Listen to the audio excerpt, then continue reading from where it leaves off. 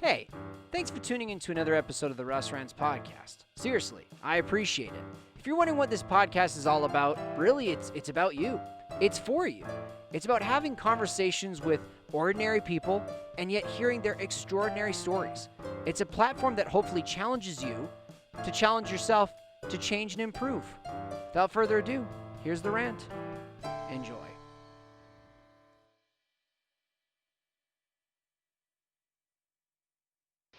Hello, everybody. Welcome.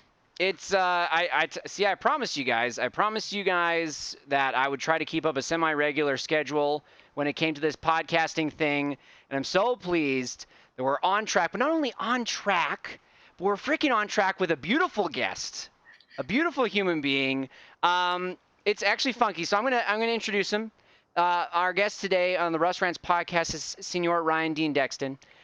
You can find him on YouTube, on Instagram. We're going to plug him at the very end as well because this guy's doing amazing stuff when it comes to culinary arts, but also just showing the world how delicious he can make the world. But I've actually known Senor Ryan here for years. And as much as he's a wonderful man, I am not his primary friendship here, guys. My youngest brother, Lyndon, or Exhibit Lyndon, if you find him also on Instagram, Senor Barber. Ryan, you and him grew up, but before I get there, I just want to say welcome and thank you again for joining me Oh, on the Restaurants Podcast, my man. Thank no, you. thank you. Thank you. Yeah, It's a this is pleasure to be awesome. here. No, I'm super excited. So, you became now. You're gonna have to elaborate here because I want to give people some background here. We know each other just passively because you're good friends with Lyndon, but Yeah. how the heck did we actually meet you guys? Do you know?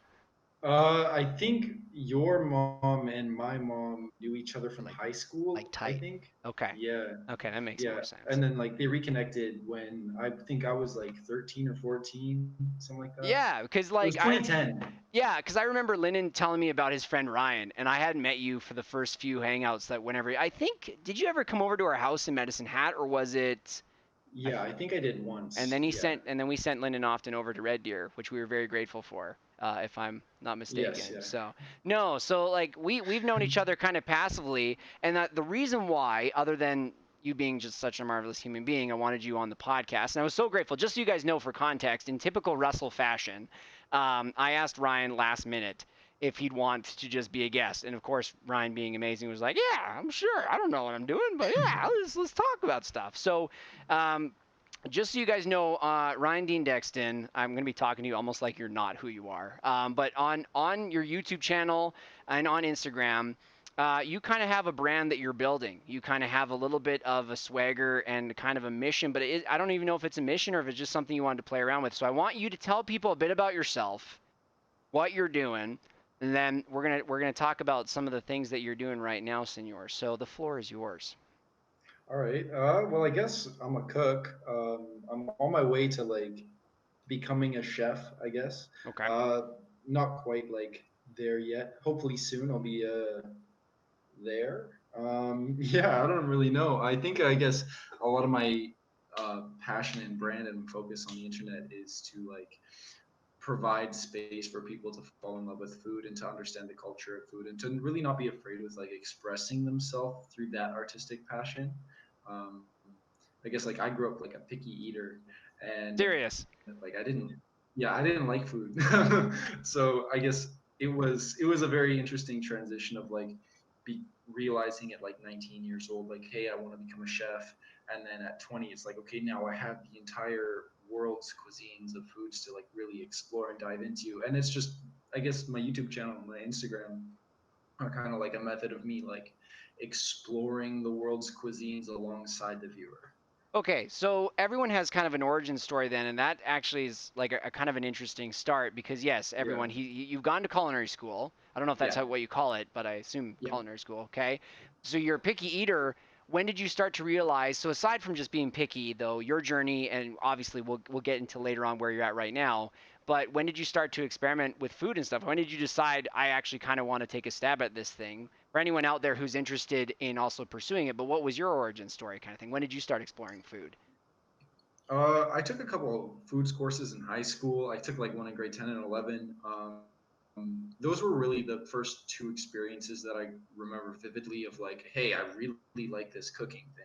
So in high school, like I was learning how to make like pasta dishes at home. Like I was baking cookies for my family, a couple little things like that. Nothing like too crazy, but just Okay. like very simple tasks, like very basics. And I guess like realizing that I liked the way that people reacted to my food, Okay. and I like the way that like, hey, if I provide you something to eat, you're gonna smile and you're gonna say it's good, and that like gives me gratification. Yes. And it's still working with my hands. And yeah, I guess like it was something that I didn't realize how much I loved until 1920, and then I was like, I was getting to the point of like, okay, what am I gonna do with my life? So I Yeah. tried going to like business college. Okay. Um, So you did experiment before you yeah, actually jumped into it, kind of thing. yeah. The restaurant industry is a really low barrier to entry, which is pretty great. it's uh, Sure. Sure. it's it's it's kind of like a job that people like shit. I don't know where I'm going with this. I don't know what I'm doing with my life. Right. And then it's like they find themselves in a restaurant, and then they kind of get stuck there. So then I guess for me, I kind of had an ambition before I got stuck there. So it was yeah. Uh, I guess it was like no real big like moment of like, hey, I'm gonna be a chef, but it was more like a bunch of gradual small changes. Like, okay, I like food, and then it's like I like eating, and it's like eventually became like, okay, the process of cooking, process of having a sharp knife, like sautéing something in a pan, all that just became more and more beautiful the more I did it. You kind of tore it apart. So what kind of started with a fancy and a little bit of curiosity, they broke it down Yeah, further, and instead of that overwhelming you, you're like, oh my gosh, there's so much yeah. more to this thing I didn't even realize before, right? Yeah, like I thought it was just like fancy steaks when I was like getting into culinary school. Yeah, It's like, yeah. okay, well, I just want to know how to grill a steak. Now it's like, okay, screw the steakhouse. I want to cook a weird fusion cuisine. I want to do some ingredients that you've never heard of. I want to work with local farms. I want to do like stuff that nobody else is doing tasting menus. No matter what it is, like I want it to be like pushing people's expectations. Right. And I guess it like culinary school really um, broke you down and said like, okay, you want to work in a restaurant. Well, this is nothing like a restaurant. If you don't have the experience, you're not going to make it. So you got to work extra hard. And it was yeah, Okay, so let me ask you this then. For someone who's a schmuck like me, because again, we here on the Restaurants Podcast, we want to make sure that we explore everyone's story, but we also get to I am a schmuck. Like I'm a pretty simple guy, meat and potatoes. I dare say, Ryan, I'm so uh, sorry. You're gonna hate me. I don't explore no, please, I seafood. love meat and I potatoes. don't, but I mean, I don't explore like any food. I'm not adventurous at all. And I don't know if linen's the same way, but it's like if it looks good and it tastes good, we're gonna stick with that. And if I have to try something new, Yeah, maybe I will. And so yeah, for someone who's never considered the culinary arts at all, or even is just even trying to play around with the idea of experimenting with it, or if they want more information, what did you learn? Some key things you never, like anyone off the street wouldn't know about food that you were blown away by when you entered school. Is there anything right off the bat where anyone like me, very basic with food, should know or might discover they love some or aspects about food if they knew what you knew? Was yeah. there anything like that? I think the biggest thing for me that I've learned, like that, like kind of blew my mind, is that simple food tastes the best. um, Okay, four or five, six ingredients is really all you need to make an absolutely killer dish. I'm writing that down. It's more about it's more about the method that you do and the way you extract the flavor of the dish. It is more than like how many different kinds of spices and how many different kinds of flavors. If you do onion, carrot, celery, all your mirepoix, all this, that, everything, it's just gonna get really like it's going to be too much for your tongue. You're not going to really Capacity. like be able to, yeah, you're not going to be able to distinguish every single flavor that's there. So then sometimes you don't add some things so that the other flavors pop a little bit more. Otherwise, it's just going to be like really heavy on one flavor. So you don't need to be like spending all your time making the most complex mole sauces because sometimes they just feel like a big pile of complex. Right. You can't really distinguish any flavors. But like if you simplify it, make it a little bit easier, but then you take more time into like method, I suppose. it'll probably taste better. I guess like also just because you don't like an ingredient one way doesn't mean you don't like it at all. Like I don't like Brussels sprouts normally, but have you tried like deep fried Brussels sprouts? Yes. Yes. It's so good. Amazing. And I don't like Brussels Or sprouts either. I feel you. like there's so many different ways to eat an ingredient. Like nobody likes boiled pork. Like that's it's a terrible way of cooking it. Right. So I feel like with every ingredient, you have a proper way of preparing it, and without doing that, like you're probably not gonna get like the right flavors. And like pairing it with different things too. I don't know. Like I don't like green peas, but green peas and scallops together, two things I don't like, they go really well. Okay. Okay. And like, now Yeah. explain this to me too then. So when in your videos, and again, I'm going to plug it, you guys should definitely go see it because they're so short. First off, I want to say I appreciate how you don't try to draw it out unless you had to, unless you had to get really into the nitty Yeah. gritty. It's awfully simple. You go in your steps, you show the stuff being diced or cut or poured in or whatever. And like Paula, I think it was, I swear it was the risotto. Maybe I'm wrong. But Paula was just like, damn, that is so simple. I'm like, I don't know. I could watch another one, right? And so, where with your brand right now, we'll get into kind of where you're at in your career and where you're trying to get to, because I don't understand the whole hierarchy of the chef and how you have to get there kind of thing. So we'll get into that in a Yeah. moment. But with your brand, even whether it's just something that you're just doing for play or serious, like first off, maybe let's start there. What made you start or decide you wanted to kind of make a few videos and just kind of get it out there on your social media and stuff like that? Yeah, I guess like I was watching a lot of Netflix series on restaurants, like Chef's Table, David Chang, like like breakfast, lunch, dinner, whatever he did in Vancouver. Yeah. It was mostly the one he did in Vancouver with Seth Rogen on Netflix. Um, I was really disappointed by the episode. Vancouver has a pretty solid like restaurant scene, and they went to a donut shop, they went to a Chinese restaurant, which was good, and they went to another restaurant in Richmond, but I felt like there's so many like good restaurants in Vancouver that have such a good atmosphere and culture that like they do show good places. I'm not like complaining about the restaurants they went to. I'm complaining more so about like the kitchen. They're not showing the way things are being cooked. They're Yeah. Yeah. not Yeah. like looking out for the back of house, you know? Like I guess I really wanted to create a platform eventually so I can like go into a restaurant that I'm a big fan of, talk to the kitchen staff, talk to the chef, film the service, talk about some of the challenges they face, talk about the unique things about the restaurant that are strengths, and really just provide a different kind of experience for the viewer, because a lot of people are like, oh yeah, I'm gonna go watch a Jamie Oliver special on how to make turkey for Thanksgiving. Exactly. I don't want to do that. Exactly. I I want to like create an atmosphere for people to say, "Oh, okay, restaurant industry, the number one industry in North America, I think, is the service industry. So these restaurants all have some things in common. How can I learn from the greats in Vancouver or Toronto or Montreal?" And I guess like me going into a restaurant and interviewing a chef might be able to expose some topics of conversation that we can work on as an industry. So let me ask you this then, because that's an interesting topic you bring up. How do you Yeah. feel again if unless you go through your journey or you're naturally inclined? So I think I'm a pretty good baseline for the spectrum here. Okay, so if Yeah. I don't really know a lot or the only exposure I get is television, are you satisfied Mhm. in some respects to how they've kind of commercialized a lot of this? They try to make it all beautiful. They try their best to show the fun ways of cooking, or do you think unfortunately it does a disservice somewhat to your industry where we don't get the full picture often, or it's mostly unless it's fluffy or it's really nice or it's Martha Stewart, it doesn't actually show another side of the culinary world that you really think is lacking, or do you think they mostly do a good job? I think that a lot of cases they do a good job. I think there's a lot of people who are on the Hollywood side of the restaurant industry that provide a very good experience for home cooks. Like Sure. I'm not on Jamie Oliver in any sense. No, I He get it. I creates great recipes for a lot of home cooks. Right, for sure. What I guess like since Anthony Bourdain's death, there's kind of been like Yes. Yes.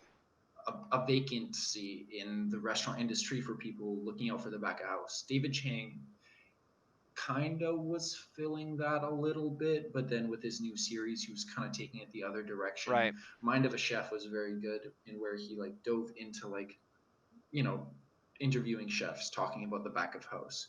But I guess there's a big culture in the back of house of, like there's a big rampant drug scene. Bourdain talked about that. I've talked about that in all of his books. He talked about his depression and how like the restaurant industry struggles from all these issues, and I guess like nobody's really talking about that Right. anymore. Sure. It's Hollywood, So right? yeah, and so I don't think it's doing a disservice. I just think that it's a cover up.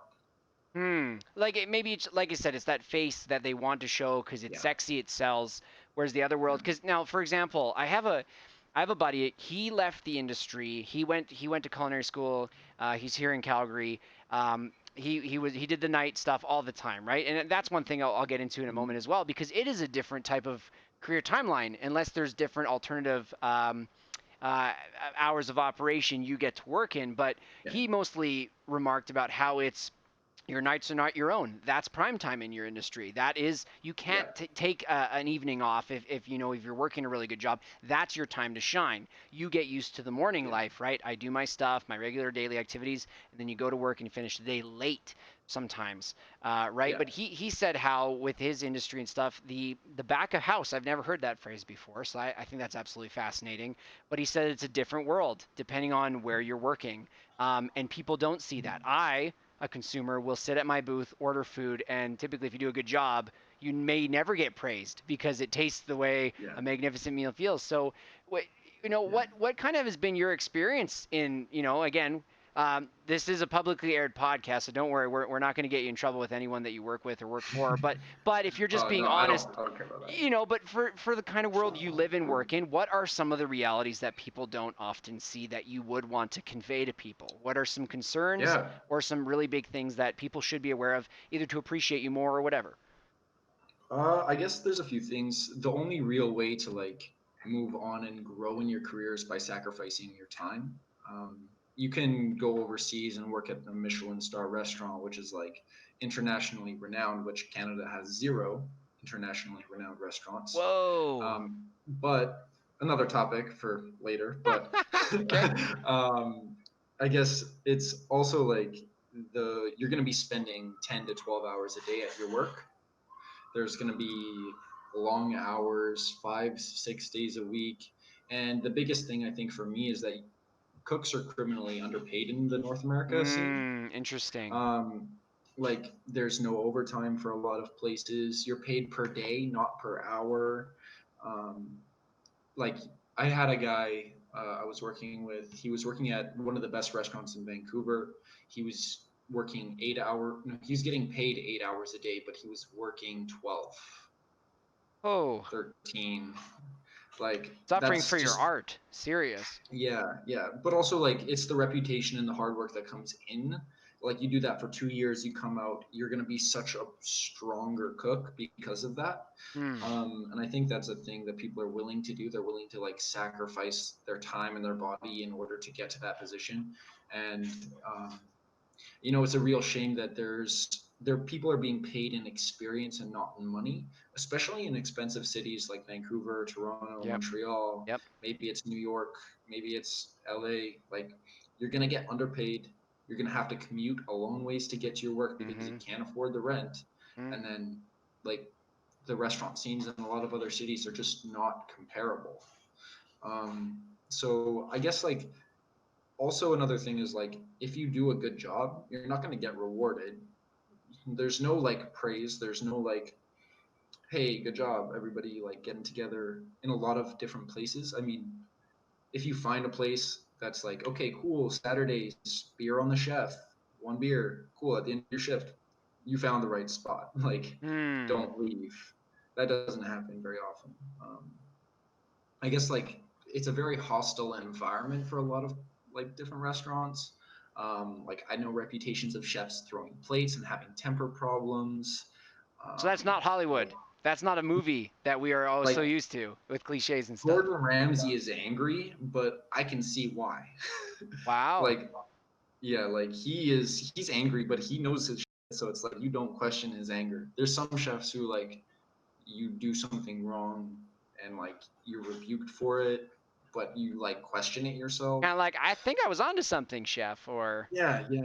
And yeah, so like there's a lot of like very minuscule details that we could like talk about all night I about get like it, all the sure. little tiny nitpicky things. But I think those are the big ones that like I would communicate of like, hey, these are things to be wary of. It's not every single restaurant, but a lot of places have these issues.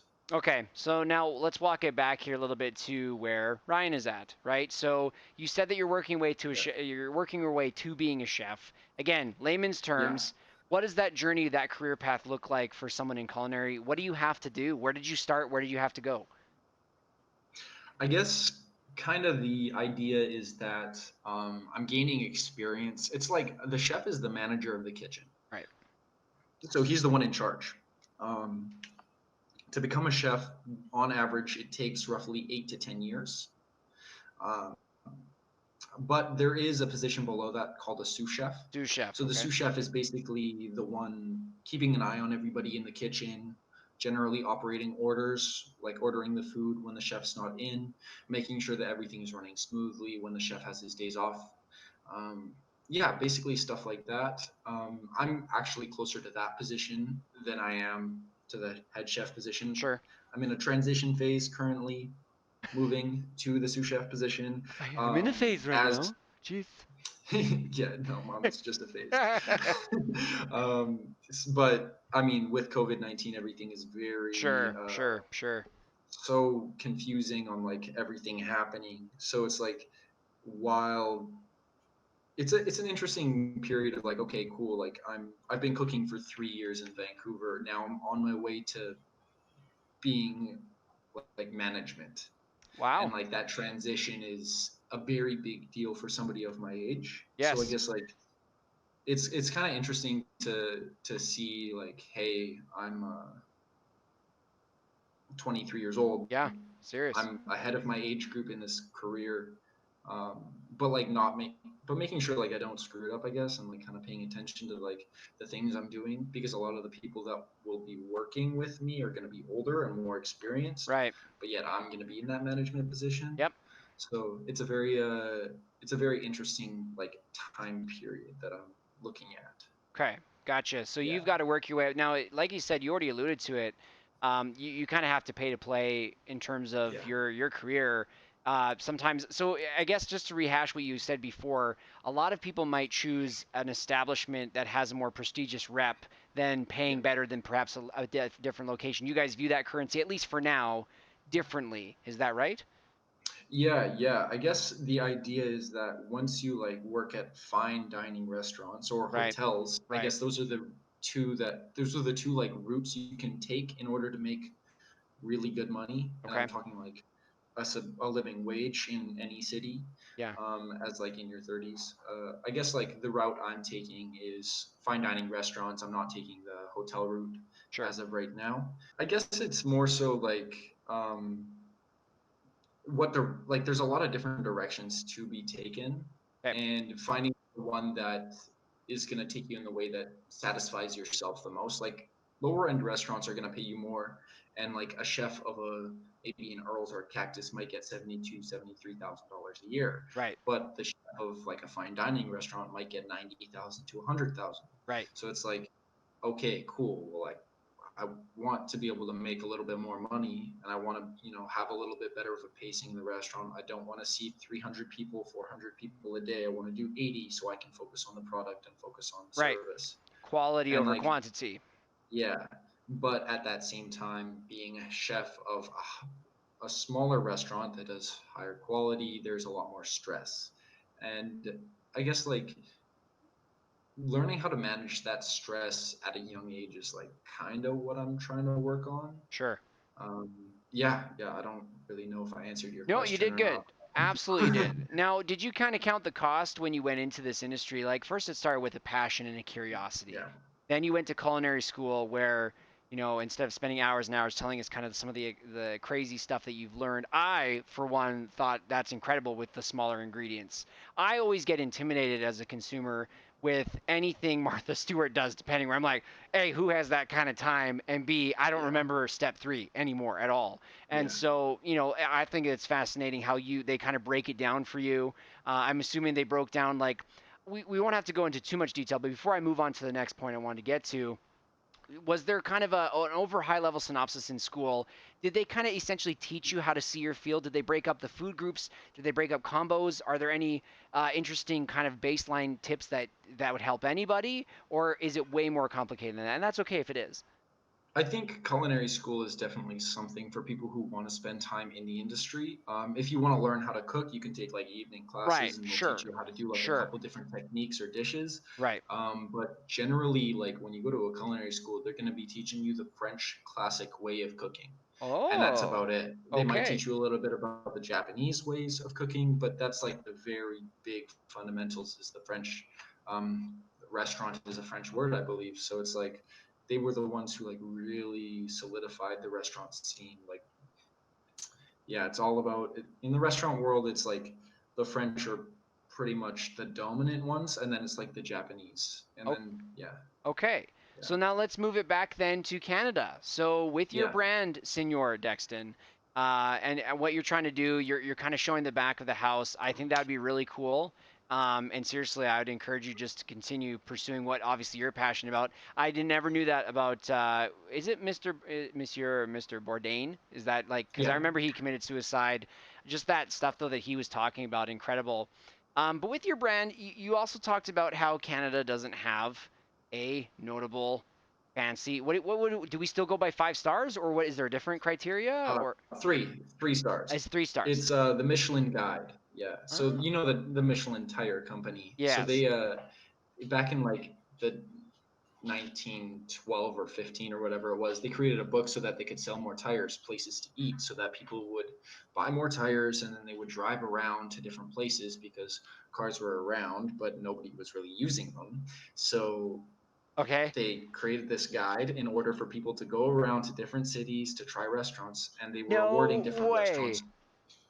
3 stars if they were the best, or like there was one which was like 1 star, I think was um, worth worth a stop or Worth something a look. like that. Sure. Two, yeah, and then like two was like worth going out of your way, and then three was like You have to. you need to go there, like you have to make a special trip for this. Whatever a So like, and it Michelin. was Okay, keep going. That's amazing. so it's the most renowned like award system there is in the world. That and San Pellegrino Top 50, which is the San Pellegrino drinks that you buy at the supermarket. Right. Crazy, right? So those are the two companies that like run the restaurant world. And it's like Canada has 0 Michelin stars, Whoa. not one. We have one restaurant which has held the top spot in Canada for about 4 or 5 years now, called Aloe in Toronto. Okay. Um, I think they are probably the closest ones to being awarded a Michelin star, but I don't know if Canada will ever get one. Why is that? By the way, we don't have to dive deep into this, but I am curious. Again, if you've never heard this before, I never had any idea that the Michelin man, Michelin, with their whole tire selling tactics, is now the most prestigious or one of the most prestigious ways of rating a you know a restaurant. So that is incredibly fascinating. But why would not like is there what's the criteria in a nutshell, and you don't think Canada can hit that threshold, or unfortunately are we given a bum look, or what? I think it's just Canada does not have the population or money in order to sustain a high enough Sure. competition. Sure. Like that restaurant is so far ahead of anybody else, like in that area. Um, like they have three restaurants from the same company. They have Alouette, and Aloe Bar, and two of the three are on the top 100 in Canada, top 20 or something like that. Wow. And they're blowing everybody else out of the water. And because they don't have that competition and they're just holding that number one spot, I feel like the Michelin Guide is not finding enough resources or time worthy enough to spend in Canada to evaluate the entire restaurant scene. I'm sure that they've had people come by and be like, okay, yeah, this restaurant is worth one, maybe two, maybe 3 stars. But because there isn't enough like competition, they're not going to come over and give us a whole new guide because they produce different guides per different areas. Um, Hmm. and yeah, so we might be deserving of one, but also a lot of different restaurants, they reduce numbers of like capacity in order to keep their Michelin 3 stars. Because if they're not sold out and it's a Michelin 3 star, like if they're not fully completely booked for like 2 months, then they might go down in ratings and they might lose a star. And that would look extremely bad. Chefs have committed suicide over losing a star. My gosh. I mean, all of everything you've told me, all I owe to Ratatouille. So, I mean, Yeah. I even knew the sous chef just only because of Ratatouille. Um, but now let me ask you then, have you been to one of the top Michelin star restaurants, or have you ever been, period? And what would you say the difference is, again, to a schmuck, in quality or presentation or whatever? Did you ever go? I've never actually had the opportunity to go to a Michelin star. We're I've gonna never get you, been man. It's gonna I've never been happen. in a city which has had one. Okay, gotcha. Maybe I think Los Angeles has some, but I was like 16 at the time. Sure, sure. The best food that I have personally eaten is here in Vancouver. The number 2 restaurant in Canada just got awarded to Saint Laurent's. It's a French Canadian restaurant. I went, and I guess like it's the service, it's the food, it's the drink pairings. You say like, oh yeah, I'm thinking about getting a drink. They already know what you're gonna order. They just bring it to you. Okay. They like they already know like everything, that like perfect timing, perfect dishes. Like it's kind of things that you would like, they think about every little thing, that there is nothing to worry about. You just get blown away, especially like if you have other restaurant experience in fine dining. Like I've been to a lot of different restaurants in Vancouver, and this one just, I don't know, just blew everything else out of the water. Like nothing compared to it. Okay. All right. Well, I'm already trying to get ideas because I know that this is an area that I suck at. Seriously. My wife is from Chile, Santiago, right? So the fish scene, the seafood scene Yeah. there, I mean, no offense to anyone who cook seafood, but she's like frustrated whenever she tries to find good seafood, right? So, Yeah. I just would love to kind of e- expand my understanding so that I can actually take her somewhere without being like, I don't know. Kind of looks a little fancy. Well, Well, kind of the idea, depending. yeah. um, um, continue.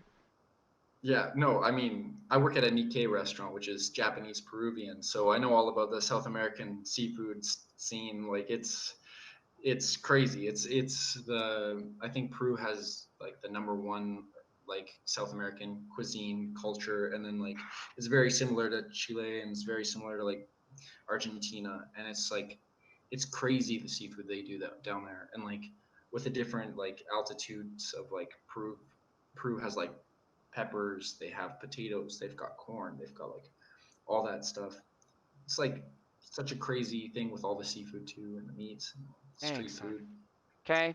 Now, let me ask you, Ryan. You kind of mentioned it very briefly before, and we'll end the podcast soon. But I wanted to bring this up because in the next few episodes after this, we have some people lined up that are in different industries, and that's kind of what I'm kind of going on my own bent right now, where I want to explore different people's journeys and what they're passionate about. But also, it would be kind of a little bit ignorant to admit that COVID hasn't effed us all over with like Yeah. different stuff. I mean, my industry's been shaken. I'm in manufacturing. So with what you've done and what you've experienced, what has it been like going amidst COVID, being in your industry from your perspective? It's been quite frustrating, mostly because of like I guess seeing how the restaurant industry is filled with a lot of people who are, for lack of a better word, I want to say like we're all a bunch of irresponsible kids running around with knives. Mm. Um, it's a dangerous industry for a lot of reasons.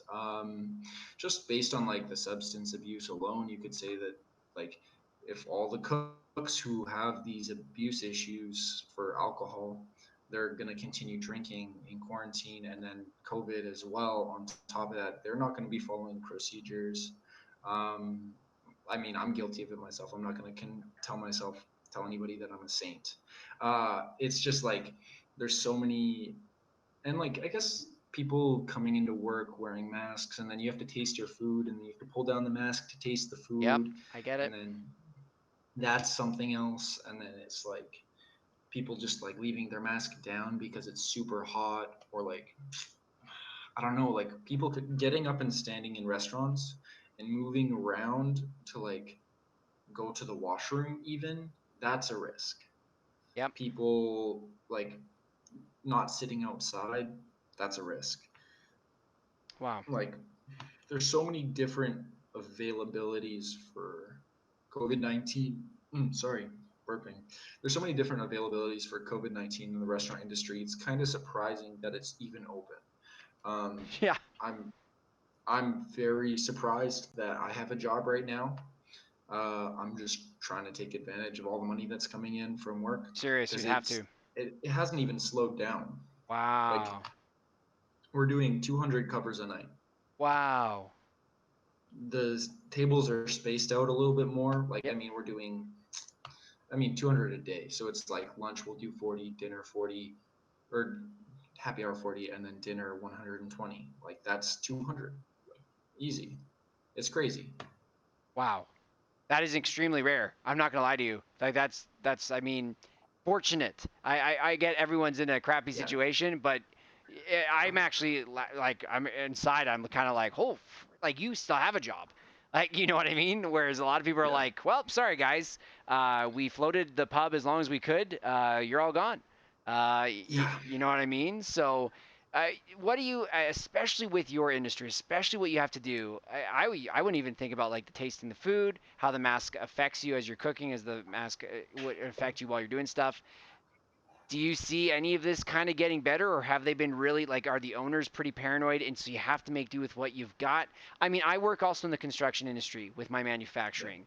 You go to a site and a super greets you. They're not, giving you 6 or 2 meters sometimes. They're going to shake your hand. Like it's almost like a weird ignorance because you got to just get the job done. Um, Yeah. it's kind of like a double standard, but you're also not like faulting them. They have to do their job with other people. So Yeah. I don't know. So any closing thoughts kind of on COVID and how you see it kind of moving forward? I think the more I've been working through this pandemic, I'm realizing that it's a system of capitalism trumps all, and the monetary value at the end of the day is more important than the potential risk for a lot of people. Hmm. Hmm. Ownership, maybe the managers, maybe it's the people coming into work, but everybody needs that paycheck because everybody's got a bill to pay, whether it's a yacht bill, whether it's a cell phone bill, like whatever it is. Yeah, Maybe you makes got kids at sense. home. Yeah, makes Maybe it's sense. a cousin on the other side of the world who has to make car payments. Like somebody's got a bill to pay, and Hmm. I guess it's it's the risk of like, okay, well, how much stress can I take working, and then in addition to that, how much like can I do to follow procedure, but how much can I skirt away with at the same time? Like Sure. how many corners can I cut? Yeah. So it's like, yeah, it's all about the money for my industry, I think. No, fair enough. And kind of having to make do with what you have. I don't think anyone, Yeah. it's like any safety protocol. They can't expect everything to be by the book all the time. And I get that. I know some people might be, rolling over in their graves freaking out right now, but the premise is you make do with what you have. So totally get that. Um, just in terms of final thoughts and where you're going then. So again, one last time with your channel and your brand, what would you encourage anyone, either they're checking out your channel, but also in their own journey for cooking and stuff like that? Is there anything that you would love to get out to anyone who's like me or worse, who just writes off cooking or writes off creation with food or writes off exploring your Mm. taste buds? I know I'm super bad for that. Are there any closing remarks that Mr. Dexton would give, just to encourage or push people or provoke them? Figure that out a little bit more. They don't know what they're missing. I think it's challenging yourself multiple times in the same way. I think it's like I don't really like seafood. I work at a seafood restaurant. I Yes, don't really like I didn't like spicy food until I ate it as many times as I could, and now I'm like, okay, yeah, I'll have a bunch of spicy food. sure. Like I think it's about admitting that yes, you don't have to start in the perfect place. Like I couldn't make fried chicken when I went to culinary school. Wow. Like I tried it before I left and I couldn't figure it out. Like now on my way to bigger and better things because I put aside my ego and I'm like, okay, yeah, maybe I'm not gonna order skip the dishes tonight. I'm gonna figure out how I'm gonna make this bolognese. Wow. Okay. Yeah, that's Dang. what I would say. Is like there's a lot of resources. Give it a try. You might fall in love with it. Okay. Rock Just on. cooking. Also, it's cheaper. Well, It's I mean, cheaper. like I said, it for me, it's probably even just the getting started. It's when you Yeah, put a recipe in front of me, maybe then it's like, okay, you just have to go step by step. There are that's stages all to you the need. dish. Right, right. Whereas I think I write it off immediately, where I'm like, it's too much work. Maybe skip the dishes is Yeah. what's best, And so I think that I know my wife would appreciate it. I hope she doesn't listen to this. But I digress. I think with people, a lot of the ignorance about the food industry comes from, Jamie Oliver can do it, Gordon Ramsay can do it, professional cooks can do it, but leave it to the professionals. Whereas Yeah. hopefully, so let me ask you this then, Ryan. Last question. What's next for you? Both on social media, but also in your career. What's happening in your life right now? What are you hoping to move in the next, I don't know, 6, 12 months? I guess I'm gonna be going back to West Vancouver, reopening the restaurant as a higher position as a sous chef. So that's extremely exciting. Huge step for me, which I'm Well excited done. about. And then uh, from there, just learning to control my temper, ego, and just paying attention to all the little details and just taking in as much information as possible. I love it, man. That's great. That's fantastic. So again, I just want to tell everyone, go Ryan Dean Dexton, RyanDeanDexton, YouTube, Instagram. Look him up. His thumbnails are quite well done. He's so badass with his wonderful tattoos and his sweet swag. You can even check out one of his recent Instagram posts where he, is showing off his thrifty little jacket, which looked amazing. Oh, Um, thank you, thank you. but yes, yes, yes. But also YouTube, like I said, his videos well done. They're short, okay? But there's also some really good stuff there for anyone to watch, and it will make you hungry. Just don't have a bag of chips. Maybe even copy the recipe. Who Oh, knows? have a bag of chips. I eat so many chips. Never mind. Eat the chips. Watch the risotto as he's eating this immaculate dish, and then eat some chips. Sure, go for it. So no, my man, absolute pleasure. Seriously, and I'm glad even just like when we even talked about it before we even started recording, it was just kind of like well, I don't know what's gonna happen other than let's talk about you. Let's talk about what you're passionate about. So.